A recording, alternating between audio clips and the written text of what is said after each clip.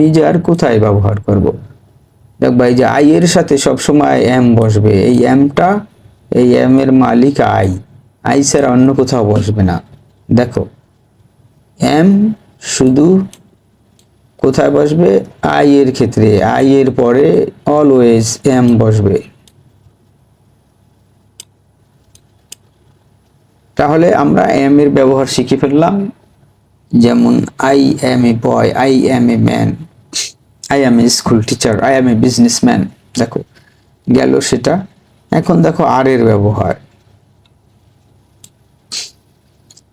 আর এর ব্যবহার ইউর পরে আর বসবে, ইউর পরে সবসময় আর বসবে। আর ইউ ছাড়া যদি সাবজেক্ট কি হয়, প্লুরাল হয়, দেখো ইউ বাদে যদি প্লুরাল হয় তাহলে আর বসবে। প্লুরাল মানে ধরো কেমন, বয়েস হয় সাবজেক্ট, বিও ওয়াইএস, বয়েস। যেমন দ্য বয়েজ আর প্লেয়িং,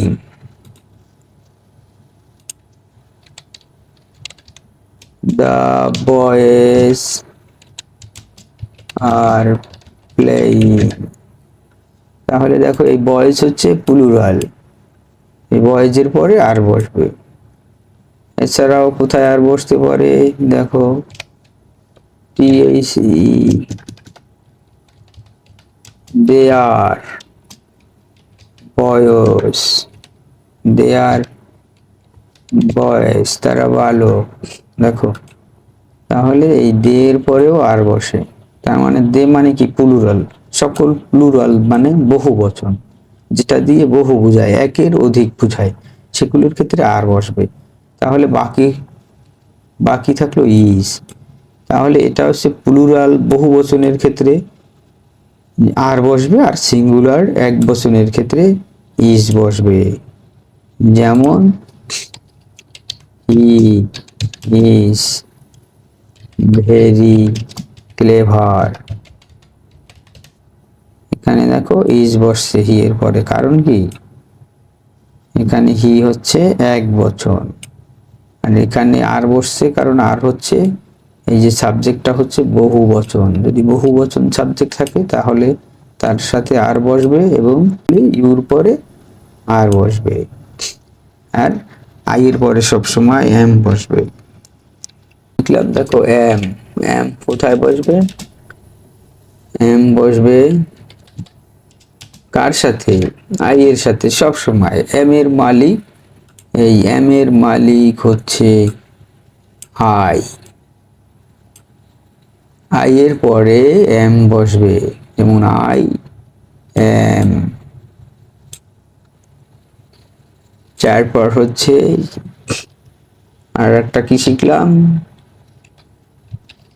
আর, আর কোথায় বসবে? ইউ এর পরে বসবে। ইউ যদি এক বচন হয় তাহলেও, বহু বচন হলে তাহলেও। ইউ দিয়ে এক বচনও বোঝায়, বহু বচনও বোঝায়। তাহলে ইউ এর পরে সবসময় আর বসবে। বাকি কি থাকলো? ইজ। তাহলে ইজ কোথায় বসবে? আই এবং ইউ বাদে সকল এক বচনের ক্ষেত্রে। যেমন হি, হাসান, কামাল, এগুলোর ক্ষেত্রে এক বচন বোঝায়, এগুলোর ক্ষেত্রে কি বসবে? ইজ বসবে সাবজেক্ট। এখন আমরা কয়েকটি এক্সারসাইজ দেখি। তাহলে আমি আবির, এখানে আই আবির, আই আবিরের মাঝখানে একটি বি ভার্ব বসবে, এম ইজ আর। তাহলে কোনটা বসবে? আমরা জানি আই এর পরে সবসময় এম বসে। তুমি ভালো ছেলে, তুমি ভালো আছো, এটা যদি হয় তাহলে কি হবে? তুমি ভালো আছো, এটা যদি বোঝায় তাহলে হবে ইউর পরে আমরা জানি কি বসে? আর বসে। কিন্তু এটা দেখো পাস্ট টেন্স, এটা তোমাদের বলা হয়নি এখনো। যদি ইউ আর, তুমি, ইউ আর ওয়েল, তুমি ভালো আছো, এটা হলো প্রেজেন্ট বর্তমান কাল। যদি অতীতকাল হয় যে তুমি ভালো ছিলে, আগের ঘটনা, তাহলে এই আর এর জায়গায় কি বসবে? এই আর এর জায়গায় ওয়ার বসবে, যেখানে আর বসার কথা সেখানে বসবে ওয়ার। তাহলে এখানে কি বসবে? You were well. সে সুন্দর, সে সুন্দর। She pretty. তাহলে আমরা জানি এম বসে আই এর পরে, আর বসে ইউর পর, এবং সকল প্লুরাল সাবজেক্টের ক্ষেত্রে যদি বহু বচন বোঝায় তাহলে শি কি? আয়না। এবং এটা প্লুরালও না, এটা এক বচন সিঙ্গুলার। তাহলে এখানে বসবে শি ইজ প্রিটি। দে, তারা ব্যস্ত। তারা কি? প্লুরাল, বহু বচন। যদি বহু বচন বোঝায় তাহলে আমরা জানি কি বসে? আর বসে। ইউর মাদার, তোমার মা একজন শিক্ষিকা।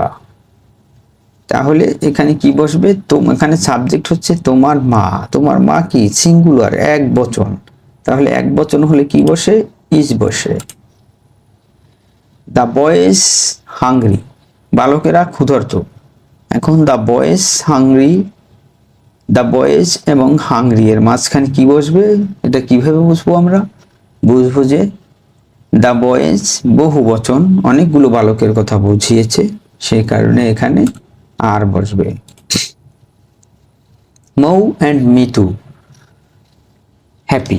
মৌ এবং মিতু সুখী। মৌ এবং মিতু দুইজন, বহু বচন। তাহলে বহু বচন হলে একের অধিক বোঝালে আর বসে।